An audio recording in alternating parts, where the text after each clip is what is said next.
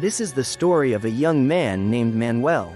In the early morning of 2012, in the summer, I had gone to work at the courses held at Juan Bautista Alverde. I was helping one of the street vendors in that area. At the end of my task, I started the return to my house by Route 38. I was on my motorcycle, and I remember that the people I worked for were amazed to see that at that hour. I was going to drive alone down that road. It's worth mentioning that the carnivals end at 4 in the morning, and by the time we left the place it had already been about an hour. For that reason, that route was already deserted. They warned me of one thing. Be careful with what you pick up behind the motorcycle when you pass Villa Belgrano. I took it as a joke and responded with a shy smile, but in reality I had been thinking about it, and even more so when I was already on that road known by many as the Route of Death, because of the different vehicular tragedies that happened there. When I was approaching the Villa Belgrano area, approximately 6 kilometers south of Alverde, I suddenly felt a chill all over my body. The route was completely deserted. There is an area where several people lost their lives in accidents, full of crosses and niches, with eucalyptus trees on both sides of the road, so it looks really bleak. Maybe that's what made me uneasy. I wished it had been just that. The first thing that struck me was that on the side of the road, in that wooded area, I saw a young man standing totally motionless near a road sign that indicated a curve. The weird thing was that there were no houses nearby. When I got closer, the lights on my motorcycle could not focus on his face. I thought it could be a mistake, until I realized the reflection was perfect. When I passed the sign, something like cold arms were on my shoulders. I didn't know what to do. I just increased speed, and in the distance I could see the lights from the entrance to Rio Chico, but the kilometers seemed eternal. I swear it was one of the most horrible moments I remember. Luckily, it seemed to leave, and I felt the weight lift off the motorcycle. I was in shock. I don't even remember how I got home or how I mounted the motorcycle, but one thing I'm sure of. I will never again go out alone at night on that road, on Route 38. The next story was told to me by my father, and it happened to him several years ago, around the 90s.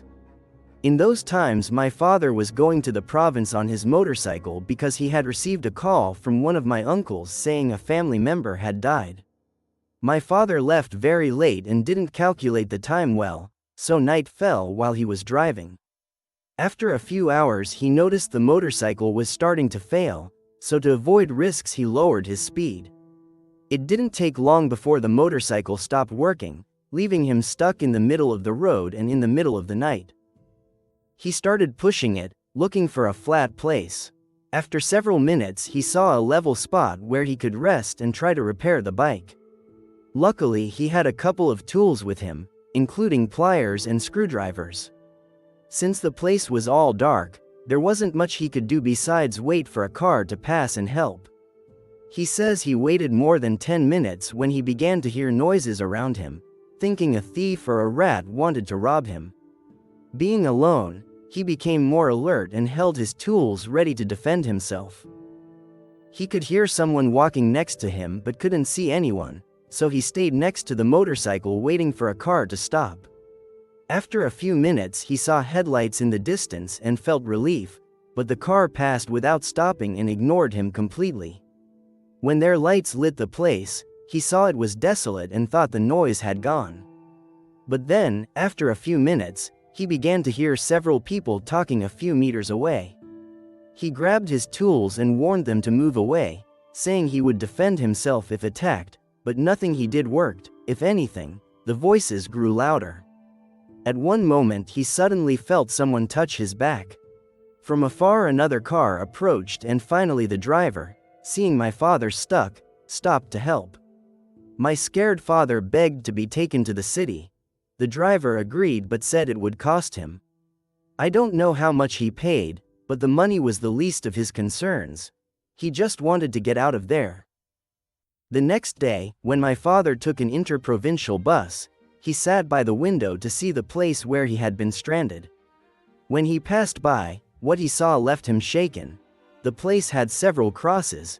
It looked like a cemetery in the middle of nowhere.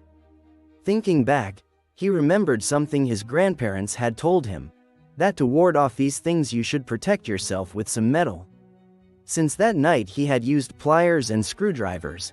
He believes those metal tools kept whatever it was from doing him harm, beyond the scare he took. All the time I've been traveling through Latin America I do it on my motorcycle, and until around 2016 I had never really thought about anything strange happening to me. But one night that year, while passing along the Panamericana Norte in Lima, Peru, something very strange happened and it scared me. From a distance the motorcycle lights picked out the figure of a person walking in the middle of nowhere. I slowed down and when I came closer I noticed it was a woman. I stopped because she was signaling for me, asking for help, saying she didn't know where she was and begging me to take her to the city. At first I distrusted her. It seemed impossible for a woman to be walking through those places alone. I thought it could be a trap, that if I stopped completely, accomplices would spring from the dark and rob me.